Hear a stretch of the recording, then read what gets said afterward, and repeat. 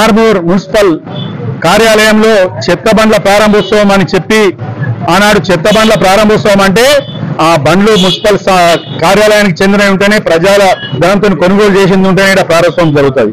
కానీ ఆనాడు కాంగ్రెస్ పార్టీకి చెందిన కౌన్సిలర్లే ఆ యొక్క వాహనం యొక్క అద్దాలు వెలగొట్టి ప్రజాధనాన్ని నష్టం చేస్తే ఇప్పటి వరకు కూడా ఇక్కడ ఉన్న మున్సిపల్ కమిషనర్ గారు ఎటువంటి చర్యలు తీసుకోకపోగా నిర్లక్ష్యం వహించిండ్రు. ఇప్పటికి కూడా ప్రజాస్తి నష్టం జరిగితే తక్షణం చర్యలు తీసుకోవాలా.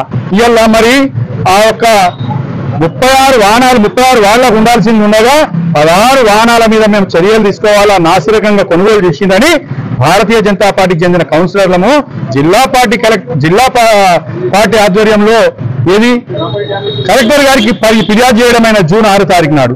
కానీ ఇప్పటి వరకు కలెక్టర్ గారు రిపోర్ట్ పంపిమన్నా లేకుండా కలెక్టర్ గారు దీన్ని ఏమైందని పత్రికల ముఖంగా సోషల్ మీడియా రూపంగా ఎలక్ట్రానిక్ మీడియా ఇక్కడ కోడై కూస్తున్నా కానీ ఈ జిల్లా కలెక్టర్ అనేటైనా అసలైన జిల్లా కలెక్టర్ అనేది మర్చిపోయి కాంగ్రెస్ పార్టీకి బండ్రోతుగా ముఖ్యంగా సుదర్శన్ రెడ్డి అని ఒక లీడర్ ఉన్నాడు మన బోధన ఎమ్మెల్యే. ఆయన ఎమ్మెల్యే అని మంత్రి అనుకుంటున్నాడు తను ఆర్మూర్ వస్తున్నాడు. కానీ ఇక్కడ జరుగుతున్న అవినీతి మీద మాట్లాడాడు. ప్రజా ఆస్తి నష్టం జరిగిందని పత్రికలు కోడై కూసినాయి కానీ ధ్వంసం చేసింది చెప్తున్నారు.